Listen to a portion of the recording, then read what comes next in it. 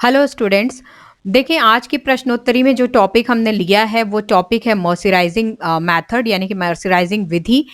इस विधि की यदि हम लोग बात करें तो ये विधि वस्त्रों के ऊपर जो की जाने वाली परिसज्जा होती है उन परिसज्जाओं का एक भाग है। तो मॉइस्चराइजिंग विधि क्या है? जो वस्त्रों के ऊपर जो फिनिशिंग वर्क किए जाते हैं, वस्त्रों की बुनाई के पश्चात जो फिनिशिंग वर्क किए जाते हैं, उन फिनिशिंग वर्क का एक मेथड है मॉइस्चराइजिंग विधि।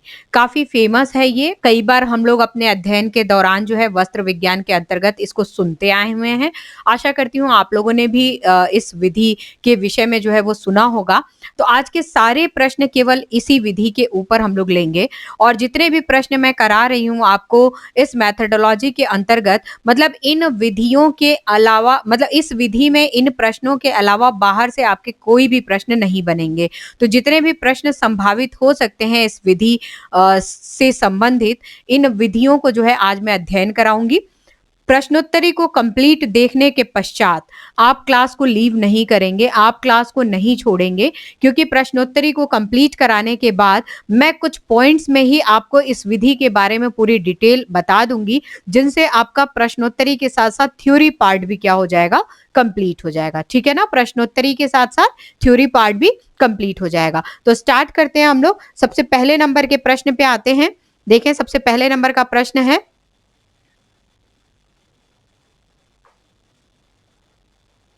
पहला प्रश्न है, मॉइस्चराइजिंग विधि का प्रयोग सर्वाधिक होता है। मॉइस्चराइजिंग विधि का प्रयोग सर्वाधिक होता है, किस पर होता है? वनस्पतिक रेशों पर, खनिज रेशों पर, कृत्रिम रेशों पर, या इनमें से किसी पर नहीं। याद करेंगे आप, मॉइस्चराइजिंग विधि का प्रयोग सर्वाधिक किस पर होता है? ध्यान से आंसर करिए, क्विकली आंसर करिए। वनस्पतिक रेशों पर होता है, खनिज रेशों पर होता है, कृत्रिम रेशों पर होता है, या इनमें से किसी पर नहीं होता है। मैं आशा करती हूँ कुछ लोग या सभी लोग, इनफैक्ट इतने सारे एग्जाम्स अभी निकल चुके हैं पीछे। टीजीटी का एग्जाम निकला, पीजीटी का एग्जाम निकला, जीआईसी का एग्जाम भी जो है कल परसों में निकल चुका है। तो इतने एग्जाम्स के बाद जो है आप लोगों को ये चीजें तैयार होंगी। तो क्विकली आंसर कीजिए, आंसर्स जो है थोड़े जल्दी जल्दी कीजिए। और आप लोगों की शिकायत थी कि क्वेश्चन से पहले जो है वो नंबर नहीं लिखे जाते हैं, तो आज जो है क्वेश्चन नंबर्स के साथ जो है मैंने प्रयास किया है कि आप लोगों को क्वेश्चंस जो है वो दिए जाएं। तो क्वेश्चन नंबर 1 यहाँ पे मेंशन्ड है, मॉइस्चराइजिंग विधि का प्रयोग सर्वाधिक होता है। किस पे होता है? वनस्पतिक रेशों पर, खनिज रेशों पर, कृत्रिम रेशों पर, या इनमें से किसी पर नहीं। जब मॉइस्चराइजिंग विधि का प्रयोग या उसके प्रयोग की जब हम लोग बातें करते हैं, तो कहीं पे भी यदि आपने अध्ययन किया हो तो वहां पे ये तथ्य आपके सामने आता है। जब सर्वाधिक प्रयोग की बात आती है तो सर्वाधिक प्रयोग जो है वो सूती वस्त्रों पर किया जाता है। किस पर किया जाता है? सूती वस्त्रों पर किया जाता है। सूती वस्त्रों की जब हम लोग बात करते हैं तो सूती वस्त्र हमारे कौन से तंतुओं से निर्मित होते हैं? कपास के तंतुओं से निर्मित होते हैं। और जब हम लोग कपास की बात करते हैं, यहाँ पे जब कपास या कपास के तंतुओं की जब हम लोग बात करते हैं तो इनका संबंध जो है वो वनस्पतिक रेशों से होता है। बीजों वाला रेशा है ये, वनस्पति जगत से बीजों से जो है प्राप्त होने वाला रेशा है ये कपास, और इनसे निर्मित होने वाले वस्त्र है हमारे सूती वस्त्र। तो ये जो वस्त्र है ये वनस्पतिक रेशों से जो है वो तैयार होते हैं। तो यहाँ पे मॉइस्चराइजिंग विधि का प्रयोग सर्वाधिक किन पर होता है? तो वनस्पतिक रेशों पर किया जाता है, क्योंकि हम सूती वस्त्रों पर इनका प्रयोग सर्वाधिक करते हैं। दूसरे नंबर पे के प्रश्न पे आते हैं। सेकेंड नंबर का क्वेश्चन हमारे पास देखें आप, मर्सराइजिंग परिसज्जा होती है। जो मर्सराइज्ड फिनिशर्स होते हैं वो क्या होते हैं? वस्त्रों पर किए जाते हैं, धागों पर किए जाते हैं, दोनों पर किए जाते हैं, या इनमें से किसी पर नहीं किए जाते हैं? बताएं आप। जो मर्सराइजिंग मेथड का प्रयोग है वस्त्रों के ऊपर परिसज्जा के रूप में, हम लोग इनको वस्त्रों पर करते हैं, इनको धागों पर करते हैं, इनको दोनों पे कर सकते हैं, यानी कि वस्त्रों और धागों दोनों पे कर सकते हैं, या इनमें से किसी पर हम नहीं करते हैं? क्विकली आंसर करें आप। वस्त्रों पे होने वाली जो परिसज्जा है उस परिसज्जा का भाग है मॉइस्चराइजिंग। अब इनका प्रयोग जो है, मॉइस्चराइजिंग का प्रयोग जो है, हम केवल वस्त्रों पर करते हैं, केवल धागों पर करते हैं, या दोनों पे करते हैं, या किसी पे नहीं करते हैं? क्विकली आंसर करें आप। मॉइस्चराइजिंग परिसज्जा की बात हो रही है, तो मॉइस्चराइजिंग परिसज्जा की जब हम लोग बात करते हैं तो मॉइस्चराइजिंग परिसज्जा जो है हम लोग वस्त्र निर्माण की प्रक्रिया के पश्चात, जब वस्त्र निर्मित हमारे हो जाते हैं तो वस्त्र निर्माण की प्रक्रिया के पश्चात, वस्त्र निर्माण की प्रक्रिया के पश्चात वस्त्रों पर की जाती है। इसके साथ ही साथ कुछ हमारे तंतु ऐसे होते हैं जिन तंतुओं से निर्मित धागों का जब हम वस्त्र बनाने जाते हैं तो वस्त्र निर्माण से पहले ही हम धागों पर इनका भी प्रयोग कर सकते हैं। तो इनका प्रयोग हम किस पे करते हैं? धागों पर भी कर सकते हैं। वस्त्र निर्माण से पहले हम धागे पर करते हैं और यदि वस्त्र निर्मित हो चुके हैं तो हम वस्त्रों पर करते हैं। तो इस प्रकार से दोनों पर जो है मर्सराइजिंग की प्रक्रिया की जाती है। मर्सराइजिंग परिसज्जा हम वस्त्रों पे भी कर सकते हैं और हम धागों पे भी कर सकते हैं, याद रखेंगे आप। नेक्स्ट अगले प्रश्न पे आते हैं। मर्सराइजिंग विधि का प्रयोग जब धागों पर किया जाता है, मर्सराइजिंग विधि का प्रयोग जब धागों पर किया जाता है तो रेशे चौड़ाई में क्या होते हैं? जब मर्सराइजिंग विधि का प्रयोग धागों पर हम करते हैं तो रेशे चौड़ाई में किस रूप में जो है हमें दिखते हैं? सिकुड़े हुए दिखते हैं, फैले हुए दिखते हैं, यथावत बने रहते हैं या इनमें से सभी होते हैं। जब मर्सराइजिंग विधि का प्रयोग हम धागों पर करते हैं तो धागे हमारे फैले हुए नजर आते हैं, सिकुड़ते हैं, फैलते हैं या जैसे हैं जैसे कि तैसे यानी कि यथावत बने रहते हैं या उपरोक्त सभी। तुरंत आंसर करें आप। मर्सराइजिंग विधि का प्रयोग जब हम धागों पर करते हैं, जब हम धागों पर करते हैं तो हमारे धागे जो है वो किस तरह के होते हैं? सिकुड़ जाते हैं, फैल जाते हैं या इन पर कोई प्रभाव नहीं पड़ता है? क्विकली आंसर करें, क्विकली मैं वेट कर रही हूं, तुरंत आंसर करें आप। मर्सराइजिंग विधि का प्रयोग जब हम लोग धागों पर करते हैं तो धागों पर करने के पश्चात यहाँ पे याद रखेंगे क्वेश्चन में पूछा गया है रेशे चौड़ाई में, ठीक है, रेशे चौड़ाई में जो है वो क्या हो जाते हैं? तो जब रेशों की चौड़ाई की बात हम लोग करते हैं मर्सराइजिंग विधि के दौरान तो जो रेशे जो चौड़ाई में होते हैं वो क्या होते हैं? फैल जाते हैं। चौड़ाई में क्या होते हैं? फैल जाते हैं। लंबाई की यदि बात करें तो लंबाई में क्या होते हैं? सिकुड़ जाते हैं। ये यदि धागा है, मान लीजिए मैं आपको यहीं पे बोर्ड पे जो है वो बना के एक बार शो करती हूँ। ये जो है मान लीजिए धागा है, इस धागे पर जो है वो मर्सराइजिंग की प्रक्रिया जो है हम लोग अपनाते हैं। ये एक धागा है, इस धागे पर हम क्या करते हैं? मर्सराइजिंग की प्रक्रिया जो है वो अपनाते हैं। तो इस प्रक्रिया के दौरान जब हम इस भाग को देखते हैं ये क्या है? चौड़ाई। और ये भाग यदि हम लोग देखें, यहाँ पे यदि देखें तो ये क्या हो गई? इस धागे की लंबाई, ठीक है, ये लंबाई हो गई और ये क्या हो गई? चौड़ाई हो गई। तो जब चौड़ाई की बात करते हैं तो चौड़ाई में ये रेशे क्या होते हैं? फैलते हैं। चौड़ाई में क्या होते हैं? ये रेशे फैलते हैं और जब इनमें फैलाव आएगा तो ये जो लंबाई है वो क्या होगी? थोड़ी सी कम होगी। जब इनमें फैलाव आ रहा है तो ये लंबाई क्या हो जाएगी? कम हो जाएगी। तो आप याद रखेंगे यहाँ पे चौड़ाई की बात पूछी गई है, यदि लंबाई आती है तो लंबाई में क्या होंगे? सिकुड़ेंगे। और जब चौड़ाई की बात आ रही है तो चौड़ाई में क्या हो रहे हैं? ये फैल रहे हैं। चौड़ाई में क्या हो रहे हैं? ये फैल रहे हैं। चौड़ाई में ऐसे फैलेंगे, लंबाई में क्या होंगे? ये थोड़े सिकुड़ेंगे। चौड़ाई में जब ये फैलते हैं तभी जब वस्त्रों पे हम लोग इस परिसज्जा का प्रयोग करते हैं तो वस्त्र हमारे सघन नजर आते हैं। धागों पे जब हम इस परिसज्जा का प्रयोग करते हैं तो धागे में जो आर्द्रता अवशोषकता है वो क्या होती है? थोड़ी बढ़ जाती है। तो याद रखेंगे मर्सराइजिंग विधि का प्रयोग जब धागों पर किया जाता है तो रेशे चौड़ाई में क्या होते हैं? फैल जाते हैं। इसका आंसर क्या हो जाएगा? फैल जाते हैं। अगले प्रश्न पे आते हैं। वस्त्रों पर मर्सराइजिंग परिसज्जा है। वस्त्रों पर जब हम मर्सराइजिंग परिसज्जा का प्रयोग करते हैं तो इस परिसज्जा को क्या कहते हैं? हम किस श्रेणी में रखते हैं? ये एक सामान्य परिसज्जा है, यानी कि सिंपल फिनिशर के रूप में, नॉर्मल फिनिशर के रूप में हम इसको प्रयोग में लेते हैं। विशिष्ट परिसज्जा के रूप में है, यानी कि कोई स्पेशल फिनिशर के रूप में हम इसका प्रयोग करते हैं। विशिष्ट प्रकार की रासायनिक परिसज्जा के रूप में है। स्पेशल फिनिशर है लेकिन उसमें भी प्रॉपर्टीज के हिसाब से केमिकल फिनिशर के रूप में हम इसको जानते हैं। या विशिष्ट प्रकार की यांत्रिक परिसज्जा है। स्पेशल फिनिशर है लेकिन उसमें भी जो है हम इसको मशीन फिनिशर के रूप में जानते हैं। तो यहाँ पे क्विकली आंसर करेंगे आप। वस्त्रों पर मर्सराइजिंग परिसज्जा है, कैसी है? सामान्य परिसज्जा है, विशिष्ट परिसज्जा है, विशिष्ट प्रकार की रासायनिक परिसज्जा है या फिर विशिष्ट प्रकार की यांत्रिक परिसज्जा है। क्विकली आंसर करें आप, क्विकली आंसर करें। बहुत ईजी प्रश्न है, तुरंत आप आंसर करें। आप लोग एग्जाम इतने सारे दे चुके हैं, मैं आशा करती हूँ कि सही आंसर सभी लोग देवें और सही आंसर ही देने का प्रयास करें आप लोग। तुरंत जो है आप आंसर करें। वस्त्रों पर मर्सराइजिंग परिसज्जा क्या है? सामान्य है, विशिष्ट है, या फिर विशिष्ट में भी रासायनिक है, या विशिष्ट में यांत्रिक है? क्विकली आंसर करें, तुरंत आंसर करें आप। देखिए, वस्त्रों पर मर्सराइजिंग परिसज्जा की यहाँ पे बात की जा रही है।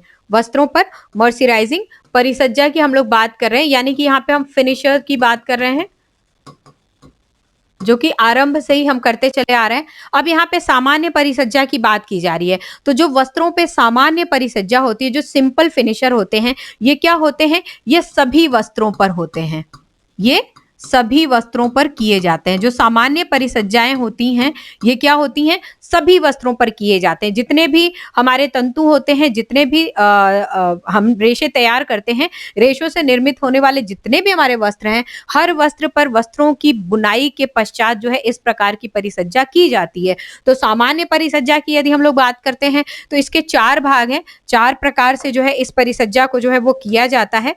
मैं आशा करती हूँ आपको ये पता भी होगा, बट फिर भी एक क्विकली जो है हम लोग रिवीजन करते हैं। 4 प्रकार से इसको करते हैं। पहला क्या होता है? सफाई करना, सफाई करना, जिसे हम निघर्षण भी कहते हैं, स्काउरिंग होता है ये। दूसरा होता है वस्त्रों पे ब्लीचिंग करना।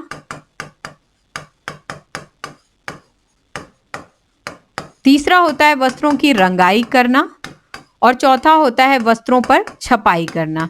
तो scouring, bleaching, dying and printing, ये क्या होती हैं? ये सामान्य प्रकार की परिसज्जा होती है जो किसी भी तंतु से निर्मित वस्त्र पर की जाती है, इसीलिए इसे सामान्य कहते हैं। इसीलिए इसे सामान्य कहते हैं, क्योंकि सभी वस्त्रों पर की जाती है। दूसरा, विशिष्ट परिसज्जा की हम लोग बात करते हैं। तो विशिष्ट परिसज्जा स्पेशल फिनिशर्स होते हैं। विशिष्ट, आप नाम ही यहाँ पे देख रहे हैं, जो विशिष्ट परिसज्जा है ये स्पेशल फिनिशर्स होते हैं।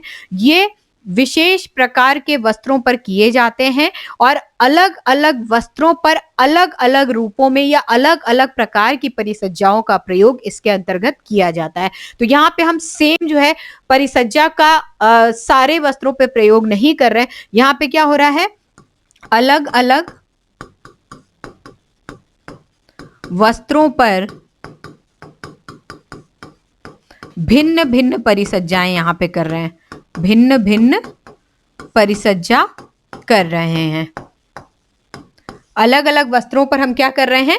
भिन्न भिन्न परिसज्जा कर रहे हैं। तो जब यहाँ पे मर्सराइजिंग की बात आती है, यहाँ पे जब मर्सराइजिंग की बात आती है, तो यहाँ पे अभी हमने कैटेगराइज कर दिया कि मर्सराइजिंग विधि का प्रयोग जो है सर्वाधिक सूती वस्त्रों पे होता है। सर्वाधिक प्रयोग किस पे हो रहा है? सूती वस्त्रों पे। तो ये एक विशिष्ट प्रकार की परिसज्जा हुई।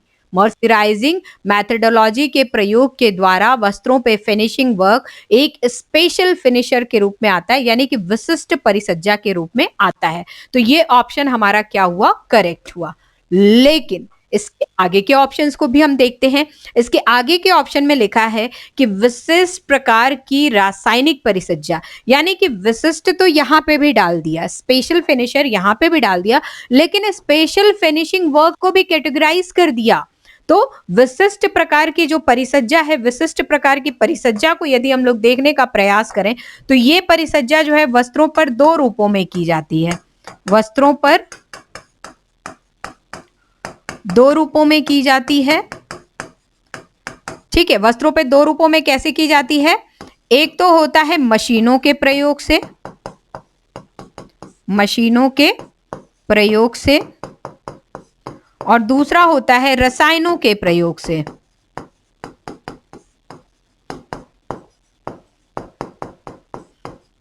तो जो रसायनों के, मशीनों के प्रयोग से होता है, स्पेशल फिनिशर की हम बात कर रहे हैं, जो मशीनों के प्रयोग से होता है ये क्या हो जाता है? यांत्रिक विधि के अंतर्गत आ जाता है। रसायनों के प्रयोग से जो हम लोग फिनिशिंग वर्क जो है वो करते हैं, वो किस में आ जाता है?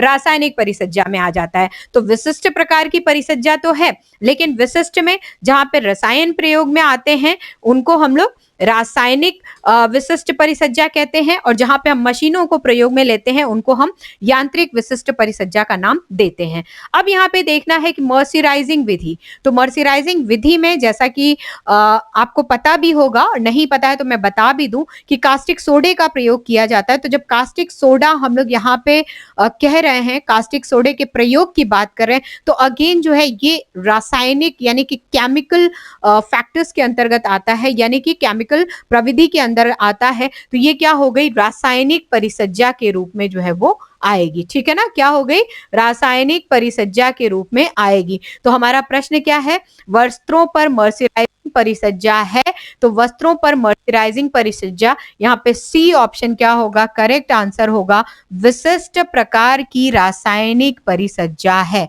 ये क्या है, विशिष्ट प्रकार की है किंतु रासायनिक परिसज्जा है। हमारा करेक्ट आंसर क्या होगा, सी होगा। नेक्स्ट आते हैं अगले प्रश्न पे, 5वें नंबर के प्रश्न पे। जॉन मर्सर द्वारा कास्टिक सोडे के घोल को वस्त्रों पर कब प्रयोग में लिया गया? जॉन मर्सर के द्वारा कास्टिक सोडे के घोल को वस्त्रों पर कब प्रयोग में लिया गया? 1744 ईस्वी, 1844 ईस्वी, 1775 ईस्वी, 1875 ईस्वी। क्विकली आंसर देंगे, फैक्ट पर आधारित प्रश्न है ये, फैक्ट पर आधारित प्रश्न है ये, तुरंत आंसर करें आप, ये याद करने वाली चीज है। जॉन मर्सर के द्वारा कास्टिक सोडे के घोल को वस्त्रों पर कब प्रयोग में लिया गया? तो सही आंसर इसका होगा सन 1844 में। कब प्रयोग में लिया गया? सन 1844 में। कहां पे प्रयोग में लिया गया? तो इंग्लैंड में। ठीक है ना, कहां पे प्रयोग में लिया गया, कौन से सन में लिया गया? तो सन 1844 में। और किस स्थान पे लिया गया? तो इंग्लैंड में लिया गया। नेक्स्ट 6वें नंबर पे आते हैं। मर्सराइजिंग के लिए कास्टिक सोडे का कितना प्रतिशत घोल आवश्यक होता है?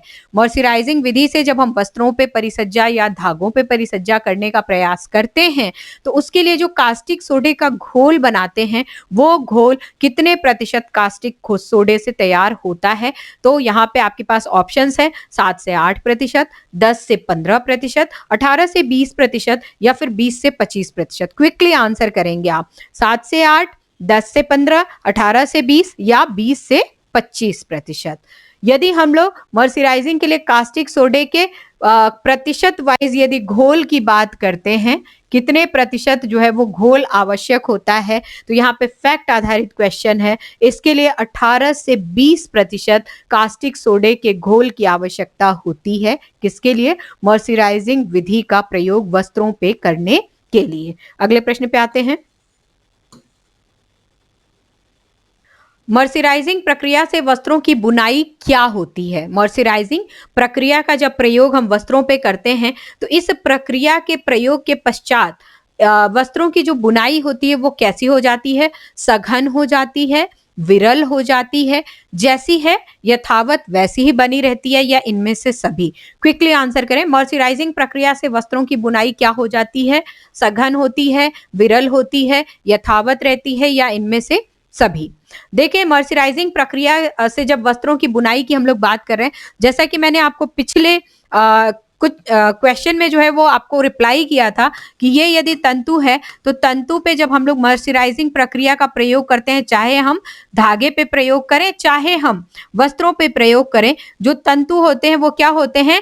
लंबाई में जो है वो सिकुड़ जाते हैं। इस तरफ यदि देखें तो सिकुड़ जाते हैं, और यदि यहाँ देखें तो ये क्या हो जाते हैं? फैल जाते हैं। ठीक है ना, ये क्या हो जाते हैं? फैल जाते हैं। तो जब बुनाई की हम लोग बात करते हैं, जब वस्त्र बुने जाते हैं और चौड़ाई में जब वो फैलते हैं, तो फैलने की स्थिति में वस्त्रों की जो बुनाई होती है वो क्या हो जाती है? सघन हो जाती है। क्या हो जाती है? वस्त्रों की बुनाई जो है वो सघन हो जाती है, क्योंकि रेशे जो है चौड़ाई में फैल रहे हैं, चौड़ाई में फैल रहे हैं। तो फैलने के कारण जो है हमारे जो वस्त्रों की बुनाई है वो क्या हो जाती है? सघन हो जाती है। नेक्स्ट अगले प्रश्न पे आते हैं। मर्सराइजिंग परिसज्जा से वस्त्रों के सोखने की क्षमता क्या हो जाती है? मर्सराइजिंग की प्रक्रिया या मर्सराइजिंग परिसज्जा जब वस्त्रों पे हम लोग प्रयोग में लेते हैं, तो उनकी जो सोखने की क्षमता है, एब्जॉर्बेशन जो कैपेसिटी है उसकी, वो क्या हो जाती है? कम हो जाती है, बढ़ जाती है, सामान्य रहती है, या इनमें से कोई नहीं? क्विकली आंसर करें। कम हो जाती है, बढ़ जाती है, सामान्य रहती है या इनमें से कोई नहीं? तुरंत आंसर करें। मॉइस्चराइजिंग परिसज्जा से वस्त्रों को सोखने की क्षमता क्या होती है? कम होती है, बढ़ती है, सामान्य रहती है या इनमें से कोई नहीं? देखिए, जब हमने अभी बात की, चर्चा की, तो उसमें मैंने आपको बताया कि रेशे जो है मॉइस्चराइजिंग प्रक्रिया के दौरान लंबाई में सिकुड़ रहे हैं और चौड़ाई में फैल रहे हैं। तो इसके कारण जो है, फैलने के कारण वो क्या होते हैं, थोड़े से फूल जाते हैं और फूलने से जो सोखने की क्षमता है, जो अवशोषकता है उनकी क्या हो जाती है? अधिक हो जाती है। अवशोषकता क्या हो जाती है? बढ़ जाती है और इस अवशोषकता के बढ़ने के कारण ही वस्त्रों पर जो रंगों की सादृश्यता है, रंगों की सादृश्यता है, वो भी क्या हो जाती है? बढ़ जाती है। अर्थात रंग जो है उन वस्त्रों पे, जिन वस्त्रों पे मर्सराइजेशन की प्रक्रिया हुई है, उन पे जो है बहुत आसानी से चढ़ जाते हैं। सूती वस्त्रों पे आसानी से रंग जो है वो नहीं चढ़ पाते हैं। इसी कारण मर्सराइजिंग की प्रक्रिया उनके ऊपर करके जब हम रंगों को चढ़ाते हैं तो रंग जो है वो आसानी से उन वस्त्रों पे चढ़ जाते हैं। क्यों? क्योंकि जो वस्त्रों के सोखने की क्षमता है वो क्या हो जाती है? बढ़ जाती है। नेक्स्ट, अगले प्रश्न में आते हैं। मर्सराइजिंग परिसज्जा में क्षार के प्रभाव को उदासीन करने के लिए, मर्सराइजिंग की जो प्रक्रिया है, जब हम विधि का प्रयोग करते हैं तो उस विधि में जब हम लोग कास्टिक सोडे के प्रयोग के पश्चात जो क्षार हैं उनको जब हम उदासीन करते हैं, तो उदासीन करने के लिए यहाँ पे पूछा जा रहा है किसको प्रयोग में लिया जाता है? साबुन के घोल का, अम्ल के हल्के घोल का, गोंद के हल्के घोल का या ठंडे पानी का? हम किसका प्रयोग कर रहे हैं? जो हमने क्षार प्रयोग में लिया है, क्षार के को उदासीन करने के लिए वस्त्रों पर मर्सराइजिंग परिसज्जा के पश्चात, यानी कि कास्टिक सोडे के प्रयोग के पश्चात उसको उदासीन करने के लिए हम किसका प्रयोग करते हैं? यहाँ पे ऑप्शन है साबुन के घोल का, अम्ल के हल्के घोल का, गोंद के हल्के घोल का या ठंडे पानी का? क्विकली आंसर करें। मॉइस्चराइजिंग परिसर में क्षार के प्रभाव, यहाँ पे क्षार के प्रभाव को उदासीन करने के लिए प्रयोग में लिया जाता है। किसको प्रयोग में लिया जाता है? तो यहाँ पे अम्ल के हल्के घोल का जो है वो प्रयोग किया जाता है। अम्ल के हल्के घोल का प्रयोग किया जाता है क्षार को उदासीन करने के लिए। नेक्स्ट, अगले प्रश्न पे आते हैं। ये प्रश्नोत्तरी का आखिरी प्रश्न है, मर्सराइजिंग प्रक्रिया से संबंधित है। इसके पश्चात कोई क्लास लीव नहीं करेगा। मैं थ्योरीज भी आप लोगों को कुछ पॉइंट्स में बता दूंगी जिससे आपका ये टॉपिक पूरी तरीके से तैयार हो जाएगा। मर्सराइजिंग फिनिशिंग के प्रयोग से वस्त्रों की क्या बढ़ जाती है? मर्सराइजिंग फिनिशिंग के प्रयोग से वस्त्रों की क्या बढ़ जाती है? याद रखेंगे, ये प्रश्न बहुत स्पेशल है, इसमें बहुत गलतियां आप करेंगे और मैं अभी गलतियों को आपके सामने पूरा का पूरा रख दूंगी कि आप क्या गलती कर रहे हैं। मर्सराइजिंग फिनिशिंग के प्रयोग से वस्त्रों की बढ़ जाती है, डैश डैश डैश बढ़ जाती है। क्या बढ़ जाती है? मजबूती बढ़ जाती है, चमक बढ़ जाती है, टिकाऊपन बढ़ जाता है या इनमें से कोई नहीं? कुछ नहीं बढ़ता है। बताएंगे आप? मॉइस्चराइजिंग फिनिशिंग के प्रयोग से वस्त्रों की क्या बढ़ जाती है? यहाँ पे वस्त्रों की फिनिशिंग, मॉइस्चराइजिंग फिनिशिंग के प्रयोग से वस्त्रों की क्या बढ़ जाती है? मजबूती बढ़ती है, चमक बढ़ती है, टिकाऊपन बढ़ता है या इनमें से कोई नहीं? बहुत ही यूनिक क्वेश्चन है और इस क्वेश्चन में थोड़ा सा आप लोगों को टेंशन होनी चाहिए। यदि ऐसे प्रश्न परीक्षाओं में आ जाते हैं तो क्विकली जो है हम लोग देखते ही जो है तुरंत या तो मजबूती पे क्लिक कर देते हैं, चमक पे क्लिक कर देते हैं, टिकाऊपन पे क्लिक कर देते हैं। लेकिन जो है ये थोड़ा सा दिमाग लगाने वाला क्वेश्चन है। थोड़ा सा आप दिमाग लगा करके इसका आंसर दीजिए। मॉइस्चराइजिंग फिनिशिंग के प्रयोग से वस्त्रों की क्या बढ़ती है? मजबूती बढ़ती है, चमक बढ़ती है, टिकाऊपन बढ़ता है और इनमें से कोई नहीं। तो जब हम मजबूती की बात करते हैं तो वस्त्रों की मजबूती जो है वो क्या होती है? बढ़ती है। मॉइस्चराइजिंग फिनिशिंग का प्रयोग करने से जो हमारे वस्त्र हैं, वस्त्रों में मजबूती क्या होती है? बढ़ती है। चमक की यदि हम लोग बात करते हैं तो मॉइस्चराइजिंग की प्रक्रिया बेसिकली अपनाई ही जाती है वस्त्रों पे शाइनिंग लाने के लिए। यदि हम लोग उसकी विशेषताओं में जाएं, मॉइस्चराइजिंग विधि के या मॉइस्चराइजिंग प्रक्रिया के वस्त्रों के प्रयोग की विशेषताओं में जाएं तो बेसिकली चमक के लिए जो है वो सर्वाधिक इसको प्रयोग में लिया जाता है। तो चमक जो है इससे क्या होती है? बढ़ती है। टिकाऊपन की बात करें तो टिकाऊपन भी इससे क्या होता है?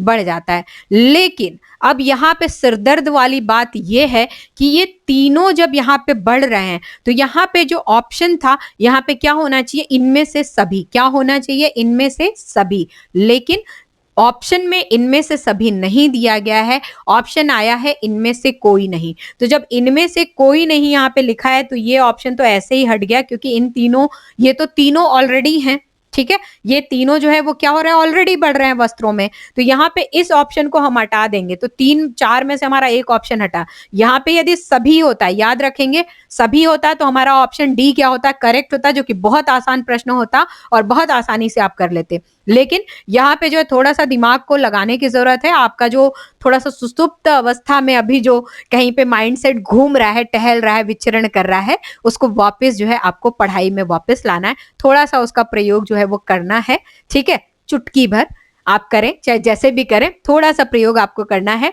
मर्सराइजिंग फिनिशिंग के प्रयोग से वस्त्रों की क्या बढ़ जाती है, मजबूती, चमक, टिकाऊपन। अब यहाँ पे तीनों जो है वो क्या है, करेक्ट है। तो तीनों को तो जो है हम लोग यहाँ पे टिक नहीं कर सकते हैं, करना किसी एक को ही है।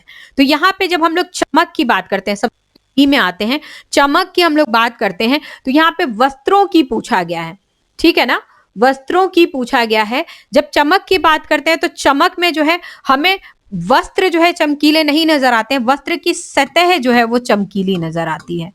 वस्त्र की क्या होती है, सतह जो है वो क्या होती है, चमकीली नजर आती है। वस्त्र की सतह, जो सतह है वो क्या होती है, हमें शाइनिंग लिए हुए नजर आती है। तो वस्त्र की सतह जो है वो चमकीली नजर आती है। तो यहाँ पे सतह की बात है, जब चमकीलेपन की बात आएगी तो सतह की बात आएगी।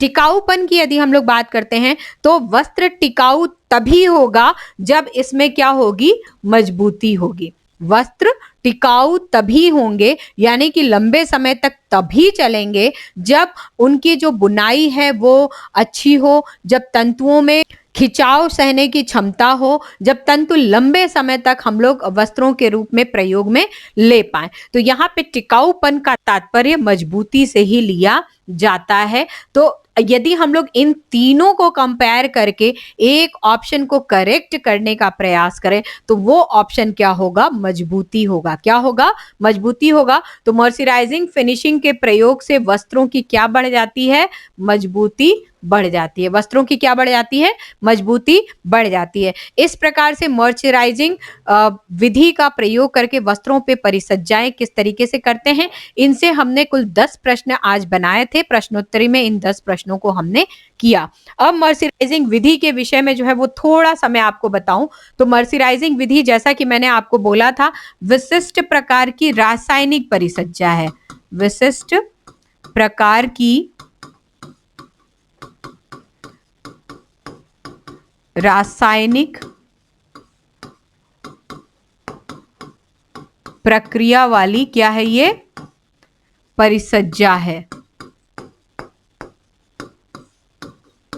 इसके कुछ पॉइंट्स हैं जो फैक्ट आधारित हैं।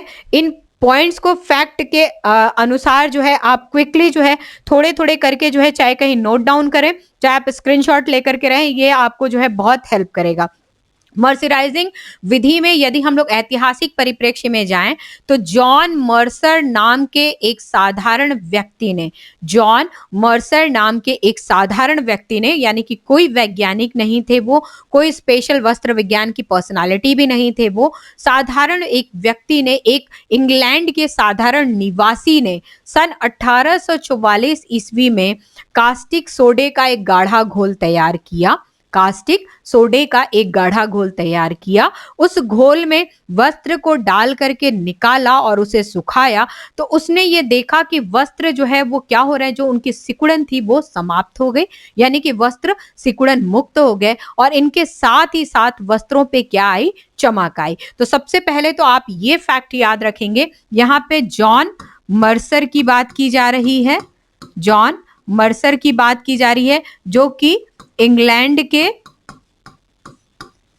निवासी थे, ठीक है, जो कि इंग्लैंड के निवासी थे। इन्होंने क्या किया, सन 1844 ईस्वी में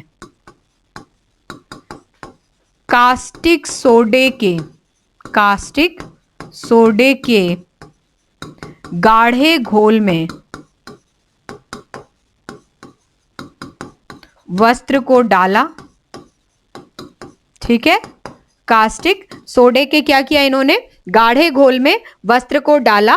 कास्टिक सोडे के गाढ़े घोल में जब डाल करके इन्होंने वस्त्र को बाहर निकाला तो वस्त्रों की सतह क्या हुई, चमकदार दिखी और वस्त्र क्या हुए, सिकुड़न मुक्त हो गए, सिकुड़न मुक्त हो गए।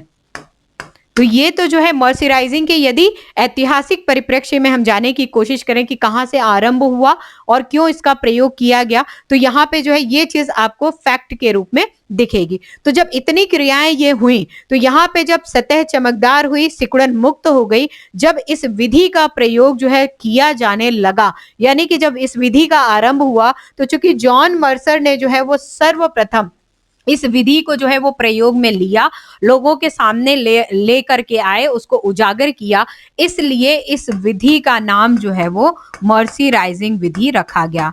विधि का नाम मर्सिराइजिंग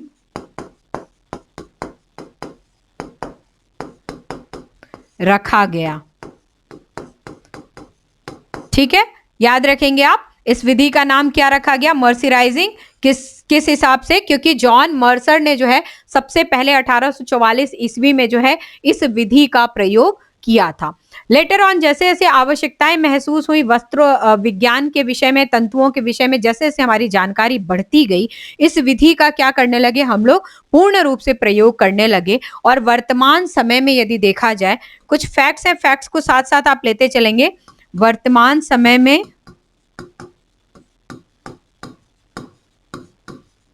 सूती वस्त्रों पर इसका प्रयोग सर्वाधिक होता है। सूती वस्त्रों पर इसका प्रयोग सर्वाधिक होता है। अब यहाँ पे जब सूती वस्त्रों पर इसके प्रयोग की हम लोग बात कर रहे हैं, तो प्रयोग जो है ना सिर्फ वस्त्रों पर, ना सिर्फ हम लोग वस्त्रों पर करते हैं। जब प्रयोग की बातें आती हैं मर्सिराइजिंग विधि की, तो ये प्रयोग जो है वस्त्रों पर भी होता है और धागों पर भी होता है। तो जब वस्त्रों पर प्रयोग की बात करते हैं तो ये निर्माण, यहां पे वस्त्र निर्माण होगा, वस्त्र निर्माण के बाद ये प्रयोग में आएगा। और जब धागों के प्रयोग की बात करते हैं तो वस्त्र निर्माण से पहले आएगा। ठीक है, जब हम लोग प्रयोग की बात करते हैं तो मर्सिराइजिंग विधि के प्रयोग में वस्त्रों पर यदि कर रहे हैं तो वस्त्र निर्माण प्रक्रिया के पश्चात हम इसका प्रयोग करेंगे। धागों पर यदि प्रयोग कर रहे हैं तो वस्त्र निर्माण प्रक्रिया से पहले जो धागे हम लोग प्रयोग में लेंगे, हम उन पे इनका प्रयोग करेंगे। मर्सिराइजिंग विधि के प्रयोग के पश्चात जो धागे हैं, धागों के रेशे या वस्त्रों को यदि हम लोग निर्मित कर चुके हैं तो वस्त्रों के धागों के रेशे याद रखेंगे। लंबाई में क्या होते हैं, अभी मैंने आपको बताया था, सिकुड़ते हैं। चौड़ाई में क्या होते हैं, ये फैलते हैं। लंबाई में सिकुड़ते हैं और चौड़ाई में क्या होते हैं, फैलते हैं। मर्सिराइजिंग विधि में जिन धागों पर मर्सिराइजिंग विधि का प्रयोग करते हैं या जिन वस्त्रों पर हम मर्सिराइजिंग विधि का प्रयोग करते हैं, तो चाहे हम धागों पर करें चाहे हम वस्त्रों पर करें, अल्टीमेटली बात जो है वो रेशों पे आती है, यानी कि फाइबर्स पे आ जाती है। क्यों? क्योंकि वस्त्र निर्माण की जो प्राथमिक इकाई है वो क्या है, तंतु होता है। तो जो तंतु होते हैं वो लंबाई में सिकुड़ते हैं और चौड़ाई में क्या होते हैं, फैलते हैं। याद रखेंगे। कुछ फैक्ट्स और हैं मेरे पास, वो भी आप देखें। लंबाई में सिकुड़ने और चौड़ाई में फैलने के कारण जो है, जो वस्त्रों की मजबूती होती है और जो धागे की मजबूती होती है वो क्या हो जाती है, बढ़ जाती है। मजबूती बढ़ जाती है और इसके साथ ही साथ जो बुनाई है वो क्या हो जाती है, सघन हो जाती है। बुनाई सघन हो जाती है। इसके साथ ही साथ जो मर्सिराइज धागे या वस्त्र होते हैं वो रंगों को आसानी से आत्मसात कर लेते हैं, आसानी से आत्मसात कर लेते हैं। अब यहाँ पे जो है हम लोग विधि के प्रयोग की बात करते हैं कि किस प्रकार से हम लोग इसका प्रयोग करेंगे। तो मर्सिराइज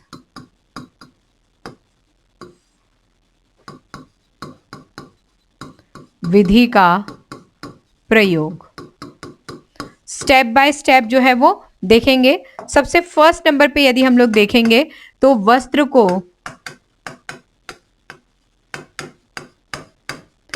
18 to 20% कास्टिक सोडे के घोल में डालना। ठीक है, ये जो 18 to 20% कास्टिक सोडे के घोल में हम लोग डाल रहे हैं, जो वस्त्रों को हम लोग डाल रहे हैं, ये कब तक कितने समय तक डालेंगे? तो ये होगा 1.5 से 2 मिनट तक। 1.5 से 2 मिनट तक हम क्या करेंगे? वस्त्रों को जो है कास्टिक सोडे के घोल में, जो कि 18 से 20% कास्टिक सोडे का घोल है, उसमें हम क्या करेंगे? डालेंगे। नेक्स्ट दूसरे में आएंगे, सेकेंड स्टेप की हम लोग बात करते हैं। कास्टिक सोडे के घोल से, जो कि 1.5 से 2 मिनट हमने डाल दिया है, उससे निकाल करके वस्त्रों को तानेंगे। वस्त्रों को निकाल कर तनाव के साथ तानना, यानी कि उसको स्ट्रेच करेंगे, हम उसको स्ट्रेच करेंगे। और तीसरी अवस्था में जो हमने तान रखे हैं वस्त्रों को, यानी कि स्ट्रेच अवस्था में ही जो हमारे वस्त्र हैं, उसी अवस्था में हम क्या करेंगे? वस्त्रों की धुलाई करेंगे। तो तनी हुई अवस्था में, तनी हुई अवस्था में वस्त्रों की क्या करना? धुलाई करना।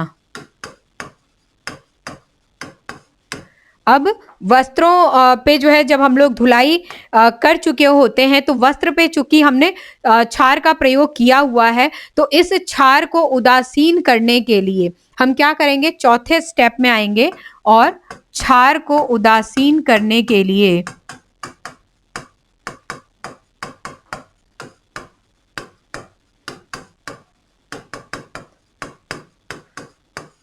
हल्के अम्ल के हल्के घोल का प्रयोग करेंगे।